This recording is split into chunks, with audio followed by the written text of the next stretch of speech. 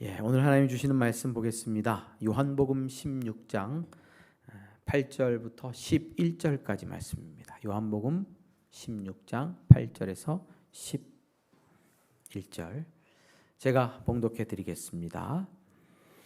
그가 와서 죄에 대하여 의에 대하여 심판에 대하여 세상을 책망하시리라. 죄에 대하여라 함은 그들이 나를 믿지 아니하며 의에 대하여라 함은 내가 아버지께로 가니 너희가 다시 나를 보지 못하며 심판에 대하여라 함은 이 세상 임금이 심판을 받았음이라. 아멘. 오늘 최종 판결이라는 제가 제목을 정해봤습니다. 최종 판결 어떤 내용일까요? 함께 살펴보죠. 사도행전에는요 정말 놀라운 일들이 기록되어 있습니다. 인류 역사에 있을 수 없는 일이 이 사도행전에는 기록되어 있습니다. 도무지 인간의 삶 속에서 동서고금을 막론하고 이런 일들은 있을 수 없었다 하는 일이 사도행전에는 기록되어 있습니다. 한강물이 여기서 이제 팔당에 쭉 해서 내려가잖아요. 양평, 여주, 양평, 팔당 해가지고 이제 북한 남한강 쪽으로 해서 내려가잖아요. 내려가는데 인천까지 내려갑니다. 근데 그 내려가는 물이 거꾸로 인천에서부터 팔당까지 올라오는 일이 쉬울까요? 사도행전에서 제가 소개할 일이 일어나는 게 쉬울까요? 제가 믿기로는 아마 물이 거꾸로 올라오는 게 쉽지 않나 이런 생각을 할 정도입니다. 사도행전 4장에는 이런 기록이 있습니다. 믿는 무리가 한 마음과 한 뜻이 되어 모든 물건을 서로 통용하고 자기 재물을 조금이라도 자기 것이라고 하는 이가 없더라. 하나도 없더라. 사도들이 큰 권능으로 주 예수의 부활을 증언하니 무리가 큰 은혜를 받아 그 중에 가난한 사람이 없으니 이는 밭과 집 있는 자는 팔아 그 판 것의 값을 가져다가 사도들 발 앞에 두매 그들이 각 사람의 필요를 따라 나누어 줌이니라. 어떤 일이 일어났죠? 서로 자기 소유를 팔아서 통용하는 거예요. 집과 땅이 있는 사람은 팔아가지고 사도들한테 가져가면 사도들이 그것을 가지고 나누어 줘서 가난한 사람이 없었다는 거예요. 어디요? 제자 공동체들에게. 예수 그리스도를 믿고 성령 충만을 받은 오순절 성령 충만을 받은 성령으로 세례를 받은 제자 공동체 안에 이런 이상한 일이 일어났다는 거예요. 이런 일은 어디에서도 찾아볼 수 없는 일이죠. 여러분, 돈은 뭡니까? 돈을 지금 다 자기 것을 팔아서 돈을 소유를 나눠주는 거예요. 돈이 뭐예요? 돈이 권력이잖아요. 그렇죠? 돈뿐이 없어요. 이 세상에 진짜 돈뿐이 없어요. 사람들이 추구하는 게. 돈을 숭배하다가 하나님 모두 떠나가죠. 그것이 없으면 안 되는 거죠. 돈이 얼마나 중요한가 생각해보면 돈 없으면 아무것도 못한다 이렇게 생각을 해보면 압니다. 진짜 돈 없으면 아무것도 못합니다. 돈이 얼마나 중요한지 알겠죠. 그러니까 사람들은 돈을 추구하고요. 돈의 편에 서요. 돈의 쪽에 서서 돈이 주는 승리와 성공을 맛보기를 원해요. 그래서 돈이 조금이라도 더 잘 벌리는 라인에 서서 함께 달려가려고 하는 게 모든 인간의 속성이에요. 그렇지 않나요? 그런데 사도행전 4장에서 성령 충만함을 받은 성령의 세례를 받은 제자 공동체에서는 전혀 다른 일이 일어나요. 자기 것을 팔아서 나누어 주는 기이한 일이 일어나요. 조금을 떼어서 뭐 구제하자 이런 게 아니에요. 날마다 5만 원, 10만 원씩 우리가 누군가를 돕자 이런 게 아니고 자기 것을 통으로 팔아서 나누어 줘버리는. 그래서 제자 공동체에는 가난한 사람들이 없었어요. 시대를 역행하는, 역사를 역행하는, 인간성을 역행하는 이상한 일이 일어났죠. 인간성을 역행하고 돈의 편에 서지 않고 깨어서 내어버리는 놀라운 일이 일어났습니다. 저는 오늘 이 사도행전 16장 말씀을 이제 이야기할 텐데요. 16장에 특별히 심판에 관하여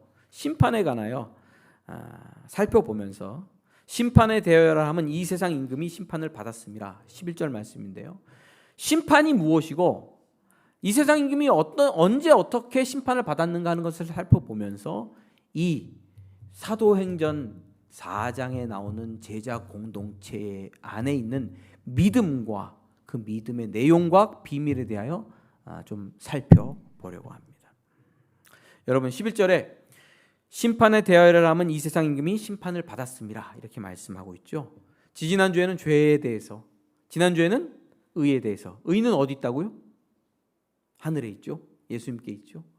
심판에 대해서는 우리가 어떻게 생각하고 있습니까? 심판이 무슨 뜻이에요? 세상 임금이 심판을 받았다는데 그게 무슨 뜻일까요?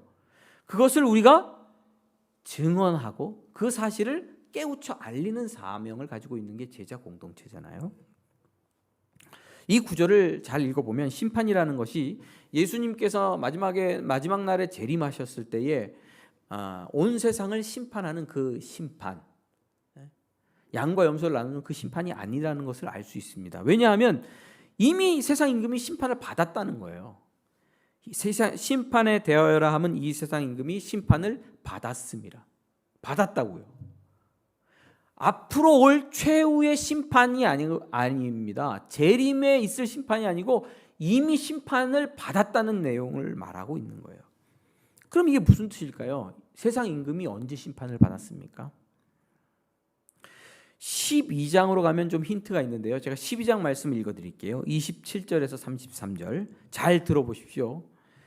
지금 내 마음이 괴로우니 무슨 말 하리요? 아버지여 나를 구원하여 이 때를 면하게 하여 주옵소서. 그러나 내가 이 때를 위하여 왔나이다. 이 때는 뭐죠? 십자가에 달려 돌아가시는 때예요. 예수님께서 이 때를 위해서 왔다 그러고 이 때를 바라보니까 마음이 괴로운 거예요. 감당하기 어려운 거잖아요. 십자가에서 온 세상 죄를 지고 온 세상 죄를 지은 어린 양으로 대속제물로 화목제물로 고난과 고통을 당하고 죽는 일은 괴로운 일이거든요. 계속해서 예수님께서 기도하시는데 아버지여 아버지의 이름을 영광스럽게 하옵소서 하시니 이에 하늘에서 소리가 나서 이르되 내가 이미 영광스럽게 하였고 또 다시 영광스럽게 하리라 하시니 곁에서도 듣는 무리는 천둥이 울었다고도 하며 또 어떤 이들은 천사가 그에게 말하였다고도 하니 예수께서 대답하여 이르시되 이 소리가 난 것은 나를 위한 것이 아니요 너희를 위한 것이다. 자, 지금 예수님께서 기도하시고 있는 문맥은 뭐를 위한 기도입니까? 십자가에 달릴 것에 대한 기도예요. 그것이 예수님께서 영광스럽게 되는 거예요. 하나님께서 예수님을 영화롭게 하고 영광스럽게 하는 거고 그 일이 하나님을 영화롭게 하고 영광스럽게 하는 일인 거예요. 그런데 이렇게 십자가에 대한 이야기를 말씀하시면서 31절에 12장 이제 이 세상에 대한 심판이 이르렀으니 이 세상의 임금이 쫓겨나리라. 갑자기 이상한 얘기를 하세요. 본인이 십자가에 죽겠다라고 말씀하시면서 이 세상 임금이 어떻게 된다? 쫓겨난다는 거예요. 이 세상 임금에 대한 뭐가 이르렀습니까? 심판이 이르렀다고 말하고 있는 거예요. 이 땅에서 내가 들리면 모든 사람을 내게로 이끌겠노라 하시니 이렇게 말씀하시면 자기가 어떠한 죽음으로 죽을 것을 보이심이라. 자, 그러면 무슨 뜻입니까? 이 세상이 심판당하고 이 세상 임금이 쫓겨나는 일, 이 세상 임금이 심판받는 일은 뭐와 연결되어 있는 일이에요? 예수님의 십자가와 연결되어 있는 거예요. 그러니까 예수님이 십자가에서 죽고 이어서 뭐하죠? 부활하시는 그 사건이 이 세상을 심판하는 일이다. 이렇게 말할 수 있습니다. 여러분, 계속해서 우리가 좀 살펴보면서 이 뜻에 대하여 좀 알아보면 좋겠습니다. 그렇다면 이 세상에 대한 심판과 이 세상 임금이 쫓겨나는 계기가 도대체 십자가의 사건이란 건데 그게 어떤 의미에서 그런 건지 좀 살펴보면 좋겠습니다. 십자가라는 것은 하나님의 아들이 의로운 분이잖아요. 그렇죠? 죄가 없는 분이잖아요. 그런데 당시 종교 지도자들, 잘 보십시오. 종교 지도자들, 유대 군중들, 여론이죠. 그리고 바라바라는 유대 총독이면 정치 권력이죠. 또 로마 군대들에게 정죄를 받아요. 이 통합적인 권력 뒤에 세상 임금이 있죠. 이 통합적인 권력으로 대표되는 세상 임금이 예수 그리스도를 정죄하여 죄 있다고 해서 십자가에 달아 죽인 사건입니다. 그것이 예수 십자가의 사건이에요. 예수께서는 그런데 이 사건이 세상 임금이 오히려 심판을 받는 사건이라고 말하고 있는 거예요. 여기서 심판이란 단어를 우리가 조금 다른 단어로 바꿔보면 이해하기가 쉽습니다. 심판이란 단어를 판결이란 단어로 한번 생각해 보십시오. 예수님께서는 죄인이다 라는 판결을 받고 십자가에서 달려 죽었어요. 그런데 예수께서 십자가에 달려 죽은 그 사건이 오히려 예수님을 판결한 종교 권력과 여론이라는 군중의 권력과 그리고 군대의 권력과 정치 권력으로 대표되는 세상 임금이 판단받고 판결을 받는 사건이다 라는 겁니다. 어떻게 그렇게 되는지 한번 보십시오. 우리나라의 재판에는 3심 제도가 있죠. 재판은 몇 심까지 갑니까? 1심, 2심, 3심. 그렇죠? 중간에 고등법원, 대법원. 항소를 할 수 있어요. 내가 재판을 받았는데 이건 법적으로 내가 맞지가 않다, 잘못된 판단이다, 재판이 공정하지 않다 싶으면 항소를 해가지고 다음 법원에서 또 다음 법원에서 몇 번까지? 3번까지 판결을 다툴 수가 있죠. 대법원이 최종 판결을 내립니다. 내가 살인죄를 뒤집어쓰고 고등병원에서 판결을 받았는데 유죄가 나왔어요. 그래서 뭐 징역 20년. 억울하다. 나는 죽이지 않았다. 그럼 항소를 하죠. 그러면 대법원에 가요. 대법원에서 판단을 받아요. 그럼 여러분 보십시오. 대법원에서 판단받아서 무죄가 나오면 그게 뭐 어떤 판결이죠? 최종 판결이죠. 최종 판결.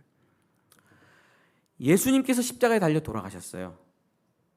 당시 종교, 여론, 정치, 군대로 대표되는 세상 임금은 예수를 판단했어요. 뭐라고? 죄인이라고. 그래서 십자가에 달아 죽였어요. 근데 거기서 판결이 끝난 게 아니에요. 그 판결이 최종 판결이 아니에요. 판결이 남아있어요. 누구의 판결이? 온 세상을 통치하시는 창조주 하나님의 판결이 남아있죠. 그게 최종 판결이에요. 예수님의 십자가를 하나님께서는 다르게 판결했어요.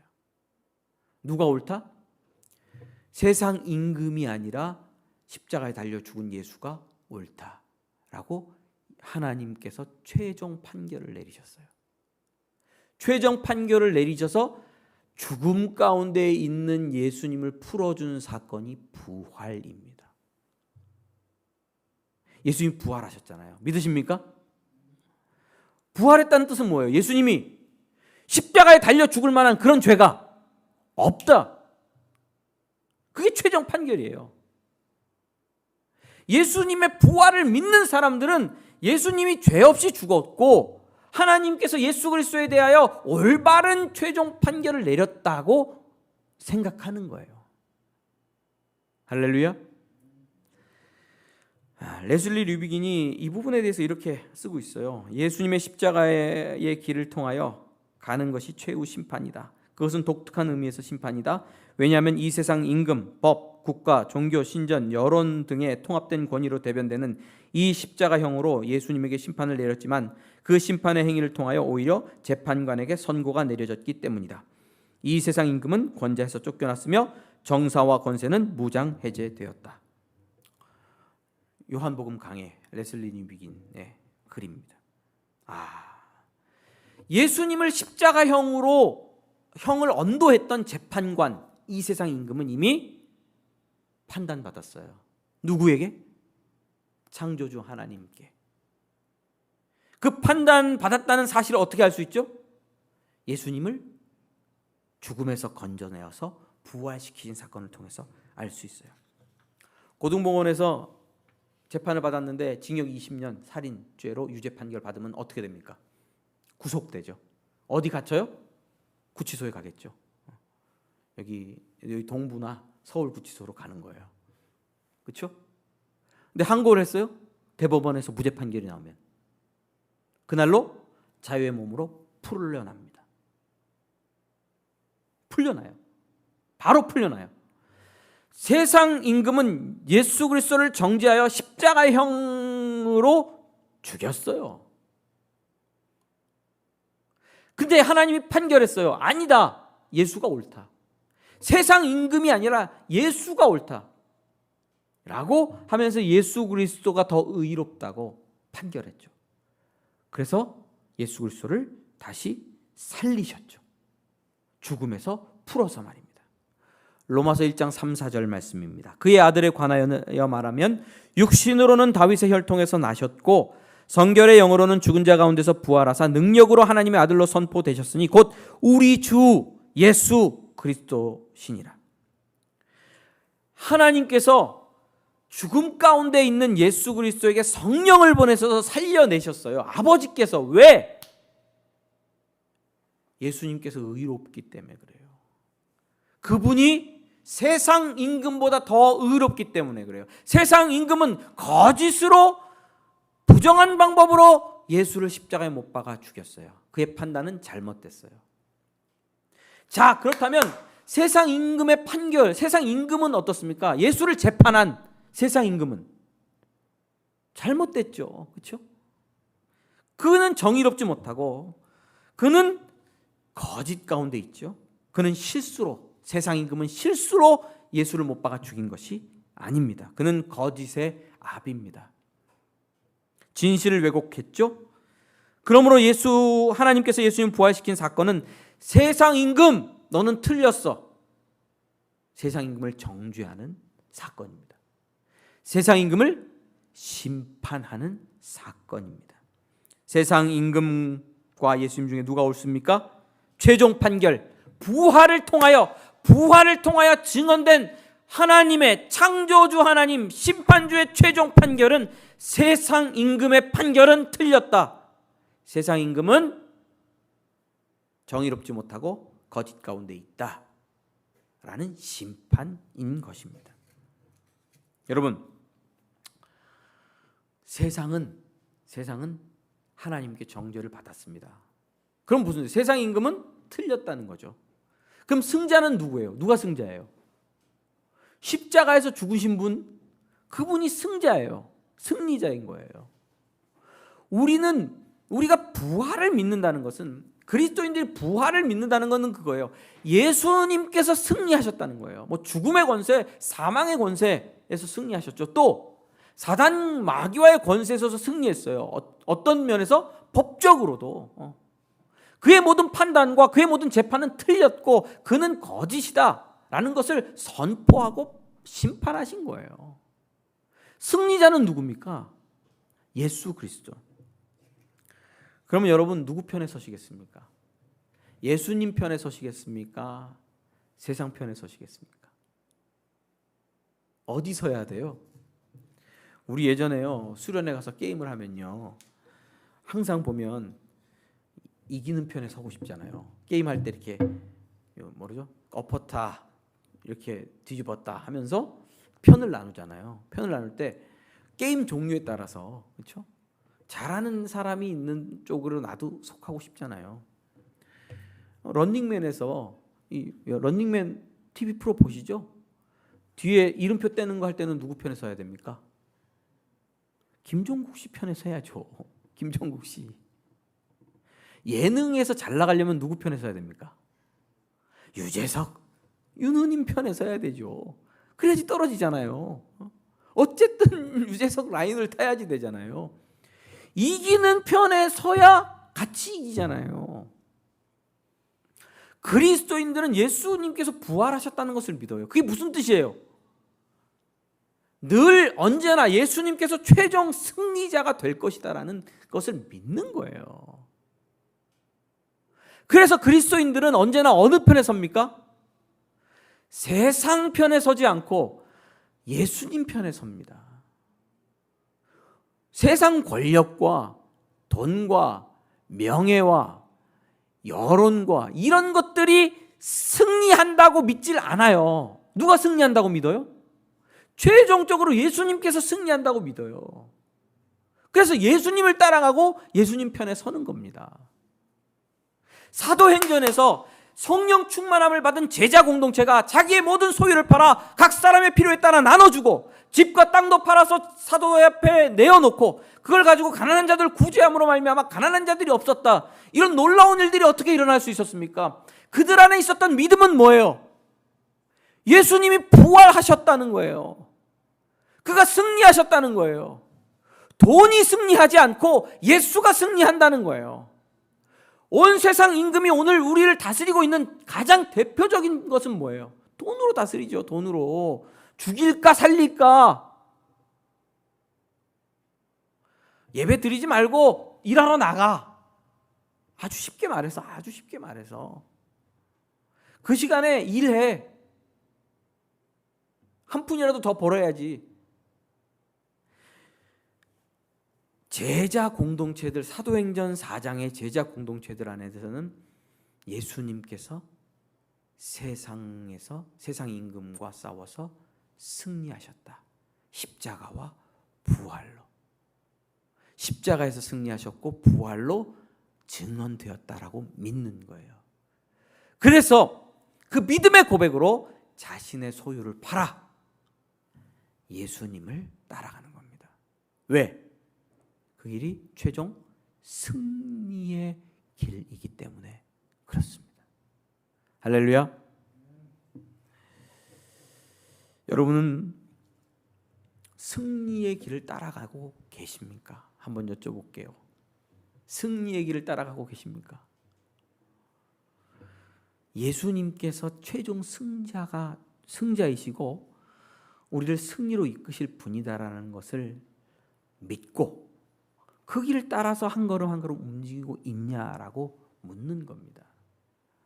제가 단순히 종교 생활을 하고 있냐, 예배를 열심히 드리고 주일날 유튜브 동영상을 보면서 경건한 마음으로 나는 그래도 드렸어, 이런 정도를 말씀드리고 있는 것이 아닌 것입니다.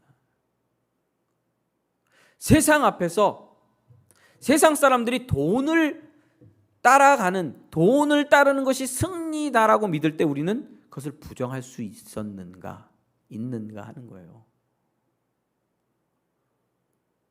권력을 따르는 것이 승리다라고 추구하며 이쪽 저쪽 정치로 몰려갈 때에 우리는 그것을 부정할 수 있느냐는 거예요. 아이들 대학 가는 문제가 굉장히 중요한 문제잖아요. 저도 입시생이 있고 정말 이게 쉽지 않습니다. 큰 어려움입니다. 대학 입시 앞에서 신앙을 결정하기 굉장히 힘들어요. 언제부터 시작합니까? 대학 입시는 유치원 때부터. 옆집 아줌마 얘기 듣고 입시 시작하잖아요. 왜요? 그게 승리의 길이니까. 세상에서 승리의 길이니까 그 길을 따라가잖아요. 그러나 그 길을 가려고 할 때 멈칫서서 말씀을 붙들고 예수 그리스도를 따라가는 길은 도대체 무엇인가? 우리는 물어야 돼요. 그리고 구체적인 행동을 해야 돼요. 예수님을 따라서 나는 어떤 삶을 살 것인가? 무엇은 포기하고 무엇은 취할 것인가? 결정해야 돼요. 그 결정을 위해서 진리의 말씀을 배워야 하고 그 결정을 위해서 성령으로 충만함 받아 우리의 마음이 감동되고 그분께서 주시는 지혜로 가득 차야 되는 겁니다. 말씀 보고 기도하며 깨어있지 않으면 우리는 승리자 되신 예수님을 따라갈 수가 없어요. 세상의 헛된 것들을 승리자라고 알고 따라가서 죽음의 길에 이르게 되는 거죠. 사도행전 7장에는 스데반 집사님의 죽음이 나오잖아요. 순교입니다. 그들이 이 말을 듣고 마음에 찔려 그를 향하여 이를 갈거든 스데반이 성령 충만하여 하늘을 우러러 주목하여 하나님의 영광과 및 예수께서 하나님 우편에 서신 것을 보고 말하되 보라, 하늘이 열리고 인자가 하나님 우편에 서신 것을 보노라 한데 그들이 큰 소리를 지르며 귀를 막고 일제히 그에게 달려들어 성 밖으로 내치고 돌로 칠세 증인들이 옷을 벗어 사울이라 하는 청년 발 앞에 두니라. 그들이 돌로 스데반을 치니 스데반이 부르짖어 이르되 주 예수여 내 영혼을 받으시옵소서 하고 무릎을 꿇고 크게 불러 이르되 주여 이 죄를 그에게 돌리지 마옵소서 이 말을 하고 자니라. 스데반 집사님은 순교하게 하는 길을 갔잖아요. 제가 우리 온 교회 성도들이 순교하자 이렇게 말하고 있는 것이 아닙니다. 나이가 들수록 그런 설교가 어려워져요. 왜? 이게 안 되는 걸 아니까. 인간 본성으로 될 수 있는 게 아닌 걸 아니까. 그러나 스데반 집사님 안에 있었던 믿음은 뭡니까? 예수님을 따르는 것이 승리라는 거죠. 그분은 승리자고 최종 판결을 하나님께 받은, 의롭다는 판결을 받은 분이라 그분을 따라가는 것이 승리고 구원이고 영생이다. 스데반 집사님을 돌에 쳐 죽일 때에 사울이란 청년이 있었어요. 스데반 집사님의 옷을 지키면서 증인으로 스데반 집사를 죽이는데 증인 노릇한 사람이 누굽니까? 사울이란 청년이에요. 근데 이 사울이란 청년이 바뀌잖아요. 뒤집어져요. 뒤집어져서 뭐라고 고백합니까? 로마서에서 우리 중에 누구든지 자기를 위하여 사는 자가 없고 자기를 위하여 죽는 자도 없도다. 우리가 살아도 주를 위하여 살고 죽어도 주를 위하여 죽나니 그러므로 사나 죽으나 우리가 주의 것이로다. 이를 위하여 그리스도께서 죽었다가 다시 살아나셨으니 곧 죽은 자와 산 자의 주가 되게 하려 하심이라. 스데반 집사님을 돌에 쳐 죽이는데 한몫했던 청년이 갑자기 변화되어서 이렇게 글을 써요. 이거는 뭐 한참 있다가 쓴 거지만 살아도 주를 위해 살고 죽어도 주를 위해 죽나니. 왜 예수님 편에 섭니까? 예수님 반대편에서 극렬하게 예수 믿는 사람들을 핍박하던 사람이 갑자기 예수님 믿는 편으로 이동한 이유는 뭐예요? 다메섹으로 가는 길 위에서 부활하신 예수님을 만나요. 주여 뉘시니까 말에서 떨어져서 빛을 보며 말하죠. 나는 네가 핍박하는 예수라. 나는 네가 핍박하는 예수라. 부활의 승리자 예수 그리스도를 만나죠. 그가 하나님으로부터 최종 판결을 받은 승리자요 의로운 자인 것을 직접 예수님을 만남으로 경험해요. 그래서 누구 편에 서는 거예요? 예수님 편에 서는 거예요.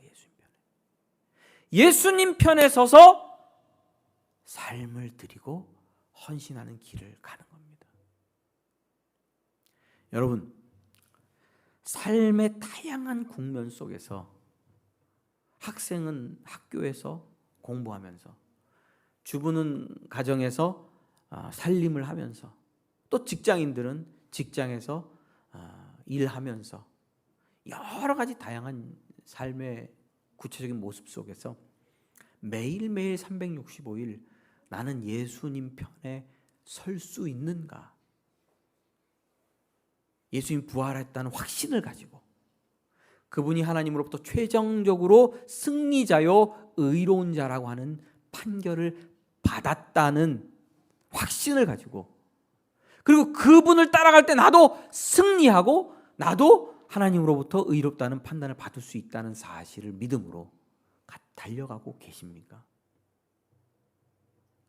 그렇게 우리가 예수님 뒤에 서서 달려갈 때 세상이 우리를 보면서 쟤네들은 도대체 뭐야? 왜 자기 것을 다 팔아가지고 나누어주는 쓸데없는 짓을 하는 거야? 야, 뭐 자기네들은 돈이 권력이 아니래나 뭐래나, 돈 갖고 밥 먹고 사는 게 아니래나 뭐래나 이상한 얘기 하더라. 그리고 세상 임금이 심판받았다는 사실을 우리를 통해서 간접적으로 보게 되는 거예요. 그러니까 이게 말로만 예수 믿어라 한다고 그냥 찌라시 돌리면서 예수 믿으십시오, 예수 믿으십시오, 예수 믿으십시오 그런다고 예수가 믿어지는 게 아니잖아요. 헌신이 있어야 되는 거예요. 세상 앞에서 우리를 털어버리는 일이 일어나야 세상 사람들이 그제서야 눈을 들어서 우리를 보는 거예요. 하다못해 뭐라도 공짜로 줘야 쟤네들 왜 자꾸 공짜로 주는 거야? 지들 먹을 것도 없으면서. 지들이나 잘 먹고 잘 살라 그래 뭐 이렇게 공짜로 줘. 뭐라도 은혜로 베풀어야 보고 쟤네들 왜 저렇게 살까 하는 이유에 대해서 묻는단 말이죠. 성령의 도우심을 따라서 어디까지 결국 가더라고요? 사도행전 보니까 자기 목숨을 내어놓는 데까지 가더라고요. 두렵고 떨립니다. 우리 인간적인 그 육체를 가진 인간으로서 참 하기 힘든 일이죠. 오직 성령 하나님께서 임재하셔서 우리를 붙드시고 진리로 깨우치시고 충만케 하시고 감동하실 때에만 비로소 우리가 세상을 죄에 대하여, 의에 대하여, 심판에 대하여 알릴 수 있게 되는 줄 믿습니다. 여러분들과 제 안에 성령 충만하게 되기를 주님의 이름으로 소원합니다. 말씀 한 절이라도 더 읽고요, 한마디라도 더 기도하고요, 예수 따라가는 승리의 길 가시기를 주님의 이름으로 축원합니다. 우리 찬양하시겠습니다.